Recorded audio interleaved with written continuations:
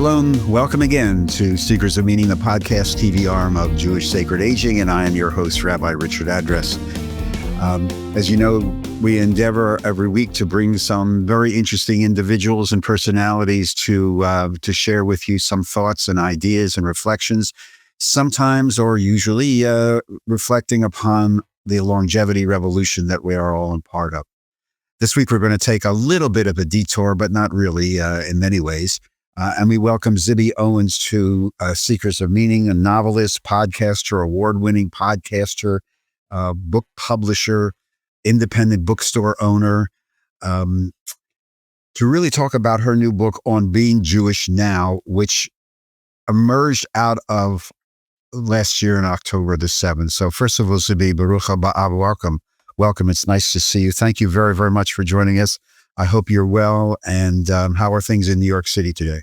They are great. Thank you so much for having me. So this is a fascinating book. First of all, let's get the real, the important stuff. This book is available where? Everywhere. Everywhere. Okay.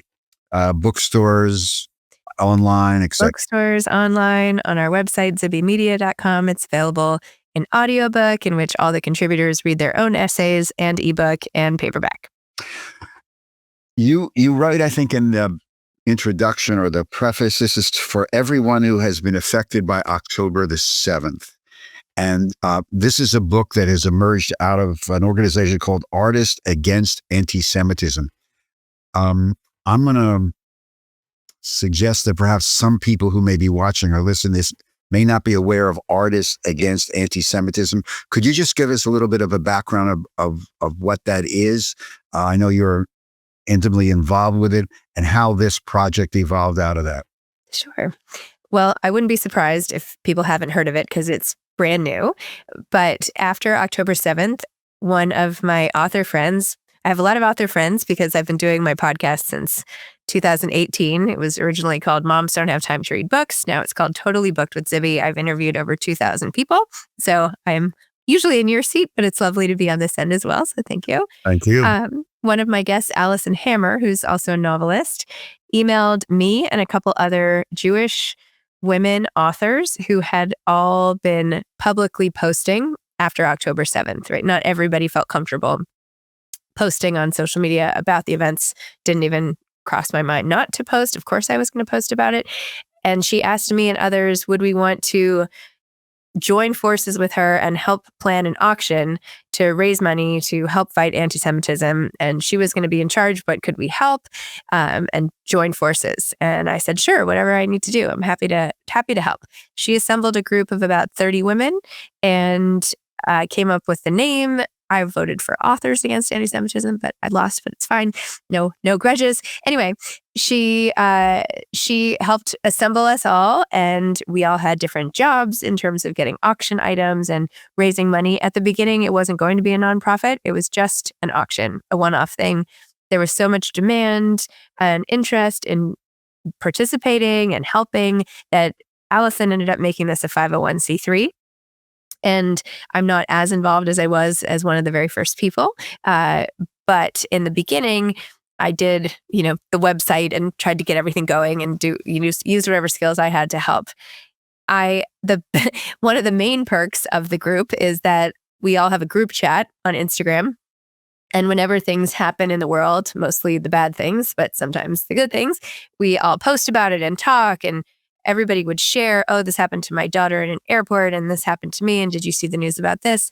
And after about, not a year, but in June of last summer, after, I guess, 9 months after October 7th or whatever the date and how many months that is, I was just getting frustrated because no matter how much we all collectively spoke out, and the nonprofit and all the efforts of other advocates and activists and everything, I just felt like nothing was getting better. Like nobody was ever going to listen to me and my Substack essay or whatever who wasn't already, I'm not going to sway anyone who hates Jewish people by explaining, no, like we're really nice. It's okay. Like you shouldn't hate me. So I realized a couple of things. One, my one voice alone was not going to be enough. And it would help more if I could join forces with other voices and offer a lot of perspectives. And two, we really needed non-Jewish people to help us get the word out and not just have it be an echo chamber of our own voices. So I thought of the idea for this anthology in June after another bad news day and emailed the group chat and said, what do you all think? I could donate the proceeds to Artists Against Anti-Semitism. That's how we all met. And they said, great, how can we help? And that's how it started. So I went out and asked 200 authors to write essays about what it means and how it feels to be Jewish now.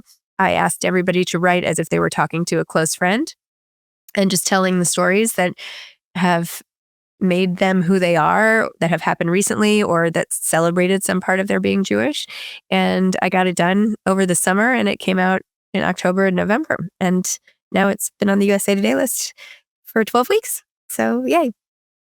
The book is this collection of essays, little short, almost thought pieces.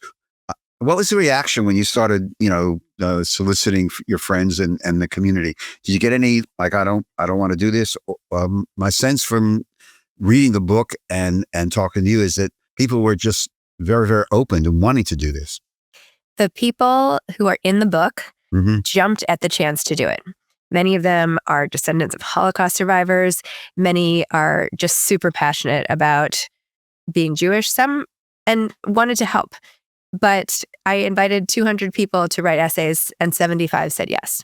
And actually one person wrote an essay and pulled out at the last minute. Reasons for not being a part of it included not being able to write an essay this quickly. I gave everybody about 2 to 3 weeks.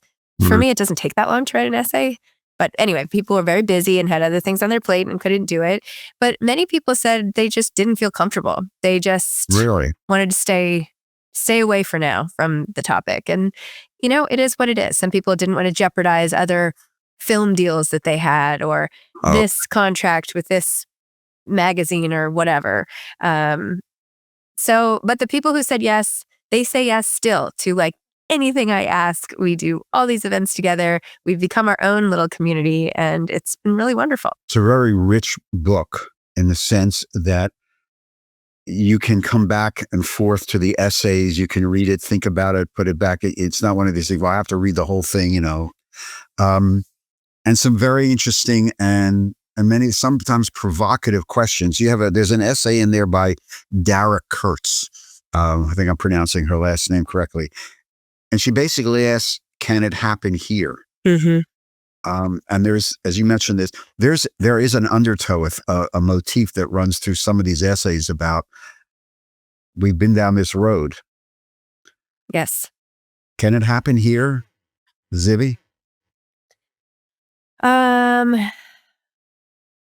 What I've heard is that it wouldn't look the same, but it could still happen. That it wouldn't be trains and it wouldn't have the same appearance, but it could be just as hurtful.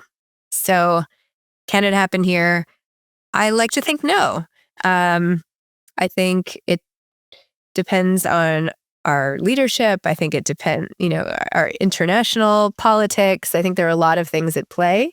Do I think that there are many people in the United States who would be fine with it happening here again? Yes, unfortunately, I do. Oh, that leads me to, there was another essay in the book, and I read it, and I went like this a little bit because I now know people who have done this. I think it's about Jews in a gun shop, and I don't remember the author. Jeremy Gerlich. But he writes this, what's going on here? And but I now know friends and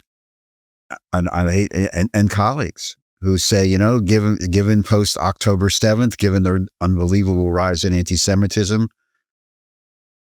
I have to reconsider this, and I'm going to buy a weapon and take lessons, and what's going on, Zibby? I think fear, not anxiety with no reason. I mean, legitimate, perhaps well-placed fear. What would you do if this happened? What would we do if this was our family? I mean, we've read now, I'm sure all your listeners and all of these reports and what happened on that kibbutz and, over and over, what if it was my house? What if it was my kids? What would I do? How would I protect my loved ones? I haven't gotten to that point. I'm too scared by all the, I have 4 kids at home, so I don't feel comfortable like having a weapon, but I get it. I get people who have that instinct because the instinct is self-defense. It's self-defense. I think more and more people are getting it, even if they're not ready to do anything. But it goes to this general, on one sense, anxiety level, given what's happening. And then there's the flip side, which is also very, very interesting. We're getting anecdotal reports around the country from colleagues that there's this post-October 7th increase in the number of people coming to Jewish organizations, taking Introduction to Judaism classes, wanting to be publicly identified with the Jewish community. And there's this really interesting essay, Harper Kincaid essay in the book about Jewish joy, a celebration, being proud to wear the chai, being proud to wear the Magen David. How do you react to this very interesting juxtaposition of some of us want to go out and get a gun and some of us are saying, I want to come and I want to be more identified with the Jewish community? I think they're two sides of the same coin. I think when a group is attacked, it runs the gamut of how people want to respond. We have some people who want to prevent the physical attack, and then there are others who think, okay, well, who is the we? How can the we be strengthened? Who's on my team? Where is my army? And you have to get to know the people. And I think all these outward signs of being Jewish are markers of that, to say, oh, okay, she's on my team. Him too, because it's not like other ways of identification. Sometimes you might not know who's Jewish by looking at them. So there have to be markers. I think the instinct to be a part of it is because other people consider you a part of it anyway. I think back to all the history of the Holocaust. It didn't matter if you didn't feel like you were that Jewish or if you had one parent or grandparent, like nobody cared, like you were still Jewish. So if people are going to label you that way, you might as well get into it a little bit, right? If it's going to cost you your life. So I think that banding together historically has been one of the secrets to survival. And I think that it's almost an evolutionary instinct to gather and strengthen in order to protect your tribe, whether you're a pack of wolves like on the prairie or something, or people in New York City, coming to a march together. What do you think? I'm very, very, in many ways, I'm very pleased with it. I see my own grandchildren who have no problem publicly sporting their chai or Magen David in school and writing about it. And I think your analysis of two sides of the same coin is quite correct. And it may be more generational, that I think about it. I think a lot of my generation may be a little bit more fearful, not concerned. I think my grandchildren's generation, they're teenagers, take a look at this and say, something, I'm proud. This is who I am. You don't like it, But there are generational differences, which leads me to the next thing I wanted, because it's also in what you were talking about and implicit in the book. And that is October the 7th is a transformational moment in American Jewish history, actually world Jewish history. And we're seeing, again, Pew studies and other studies talking about a generational shift, in many cases against some of the policies of the state of Israel amongst younger people. Some of those younger people were at Columbia University in those tents protesting, as opposed to older people who remember their parents who may have been Holocaust survivors, or the Six-Day War, or the Yom Kippur War, et cetera, et cetera. You wrote about it. You collected all these essays. You've talked to the group. We're a year and a half into this. Is this is this moment, October 7th, going to change world Jewish history? In your opinion? I'm loving these questions, by the way. I feel like I didn't know I was like taking an academic. This is great. I love it. It's wonderful. Do I think it's going to change American or Jewish world history? Yes, I think it already has. How could it not? It was it's still going on. There are still hostages. And it has, as you said, sort of galvanized this, a new generation to be open about who they are. I think that, somebody on Instagram today posted something like, okay, so we're supposed to just pretend that that every day is normal when we're awaiting bodies that are hostages, and these, it's like a dual life where everybody is leading, right? I have one eye always on the news of what's going on, what's happening. Did this happen? When the last hostages came out 2 weekends ago, so thin and looking so terrible. I was like crying all weekend, and I kept saying to myself, like, oh my gosh, stop. Like, you have to get up and, do your life, right? Like, you didn't know them. But it's like, of course, it affects us all. It could be any of us and people we love. So how do you move forward from that without internalizing it? You must. I don't think that all the, I know they call them October 8th Jews or whatever, people who have sort of doubled down since. That's not going away.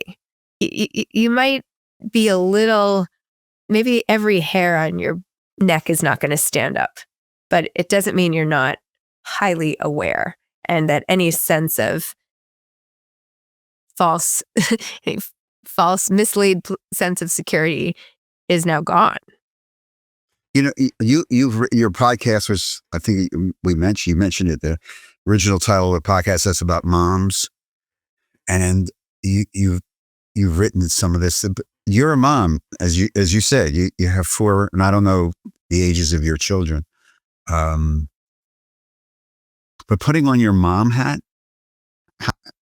how are you talking to your own children?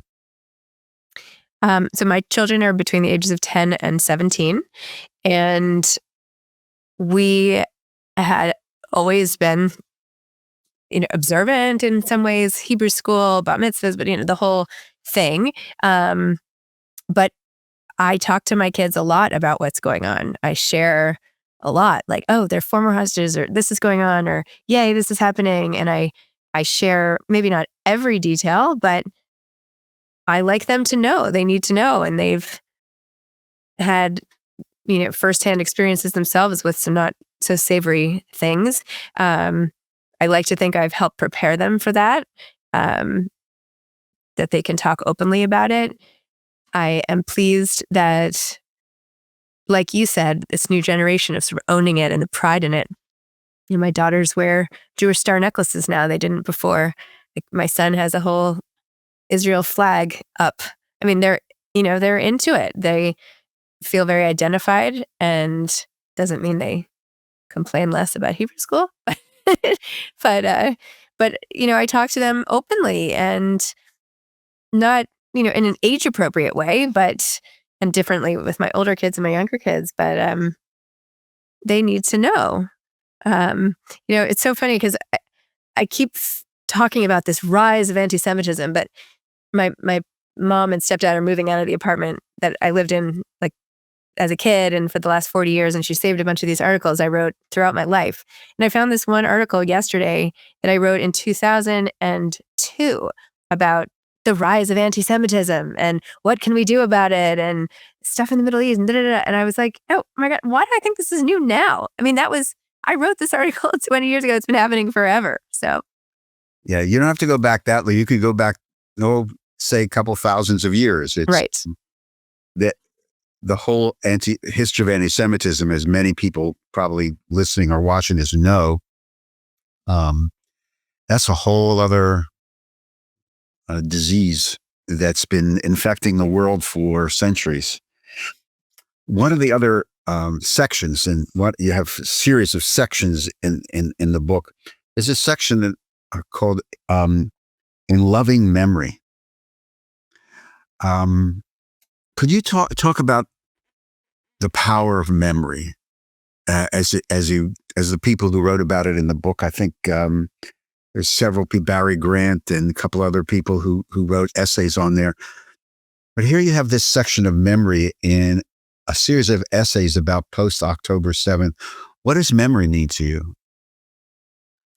Well, those essays collectively reflect on love and losses and how the Jewish faith has helped them through, essentially. Mm-hmm. The essay you referenced by Barry Liner Grant was one of my favorites because as Barry's father succumbs to dementia, one of the only things he remembers how to say is the Kaddish.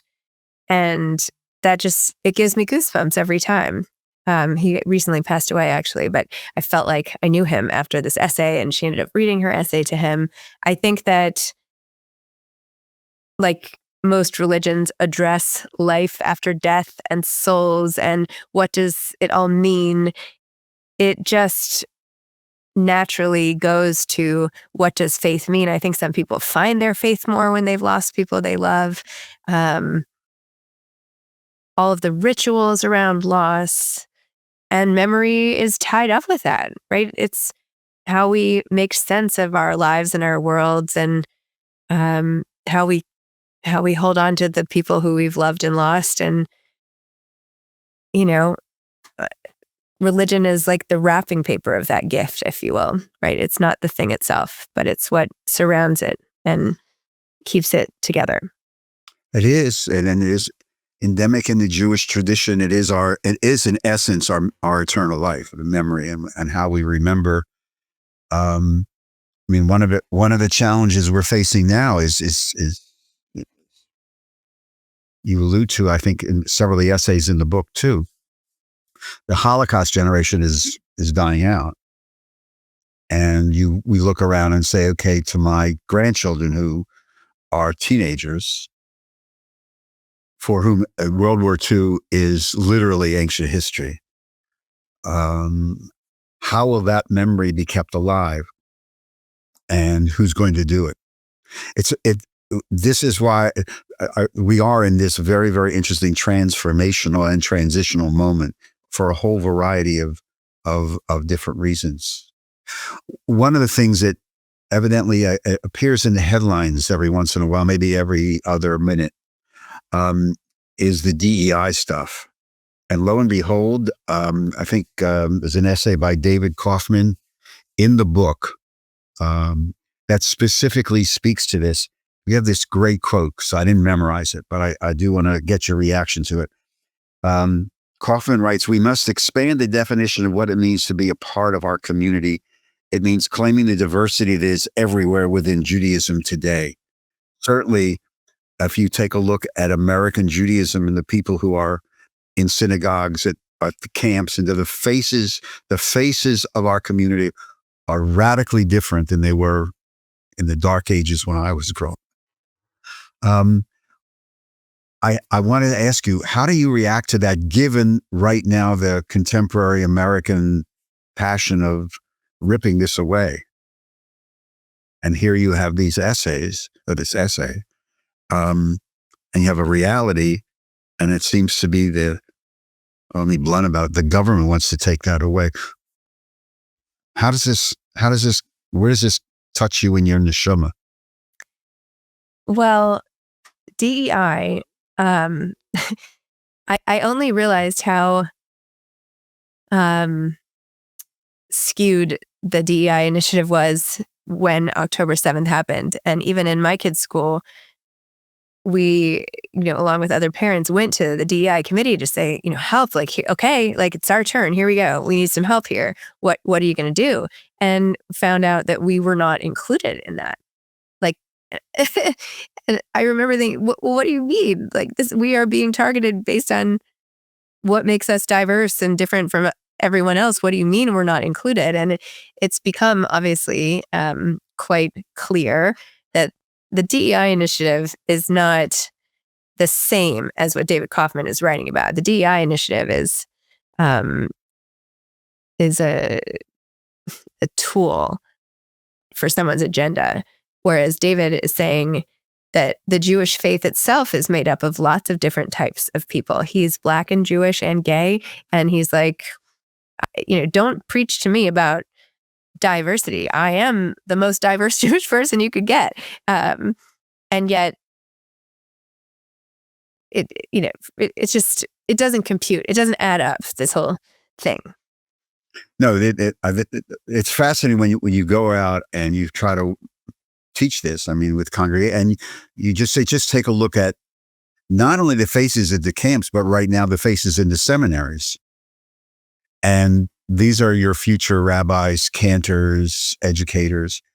Their faces are different. Their life stories are different. Their journeys are different. And yet, what unites them is this affiliation, identification, affirmation of their Jewish identity. There are still some who say, no, that it's not from those of us who worked in this area for a long time. We've even published in some of our work a blessing on transitions. But it's just a fascinating insight into, and I think the book, when people read the book, you'll get this. Here you have October 7th and the horror of that, of what that portends. And here you have a community that is growing in many ways, diverse, hungry for knowledge, and still conflicted about where do I stand generationally vis-a-vis Israel, here, there, because the majority of our community isn't making Aliyah, which we're just not. Right. I wanted to ask you one, before we start running out of time, because you, I think in 2024, if I'm not mistaken, it was 2024, published a novel, Blank. I did. And I think, if I'm not mistaken, because this ties in, I think, to one of the other motifs and themes that come through out of the book, and that's the power of relationships and the power of community. Even more so in the world in which we live, where there is so much isolation now. There is so much, solo aging is one of the growth factors in the American Jewish community. Could you talk a little bit about that? What you mean by that, the power of relationships and the importance of relationships? Well, it's been proven that loneliness is an epidemic, right? This is one of the most detrimental things in terms of lifespan and everything else, and just the benefits of being in a community, being close with other people, especially in a community like religion or your temple or synagogue, a place where you feel like you have a place in the world and friendships and people who don't betray you and all of that. That, compared to feeling like you're all on your own, is as different as everything can be. I mean, you have to take strength from the community in order to survive all of these things, as I was sort of saying before, right? We can't do this alone. We have to gather together and strengthen ourselves and strengthen the community. I mean, I remember having a talk with another rabbi about anti-Semitism and saying, but what can we do? And nothing I do is working. He's like, you can't do anything about other people's hatred. What you can do is strengthen your own community, and you can bond people together and inform and make people excited about who they are and what they have in common. And that's the greatest gift you can give, is uniting the community more and strengthening the bonds. So in Blank, I mean, there are some betrayals, but I do write about a Jewish family and what it means when your marriage isn't necessarily the best thing in your life, and when a friend is not necessarily what you think. And I think that some of those themes echo in how society has been divided since this happened. Betrayal is another big theme on Being Jewish Now. And I know something that has happened to me and everyone I know, people who have come out of the woodwork since October 7th and have been very anti-Israel or come out on the other side of things. And that is such it's just so hurtful and so prevalent. So I think that highlighting the joy of community, the importance of it, calling it out as something that can be extremely powerful and wonderful, I think that's one of the things that is in our control when so much is not. Are you hopeful for the future, for the Jewish community? Are you hopeful? I am very hopeful. Why? Why are you hopeful? I have gotten to know so many smart, passionate, interesting, wonderful people around the world since everything has happened, through this book, through the Substack we launched where we have original essays published, through all the events I've done everywhere, Canada, US, different parts of the country. Everyone is on the same page and motivated, activated, passionate, and engaged. And how great is that? So I feel that despite thousands of years of people trying to eradicate the Jewish people, everyone that I have met is on board for that not happening again. And the skills and strengths and values and virtues and just overall, skill set of all these people, it's not going to happen. We're going to be okay. I feel very hopeful and inspired by everyone in the community, and it just keeps multiplying. Zibby Owens, the author of On Being Jewish Now. Before we go, Zibby, if somebody wants to connect with you, bring you to their community, et cetera, how do they do that? You can follow me on Instagram at Zibby Owens. I have a Substack at zibbyowens.com. You can reach out to me there. There's contact information. And my company is zibbymedia.com, and there's contact information there too. So all of those ways.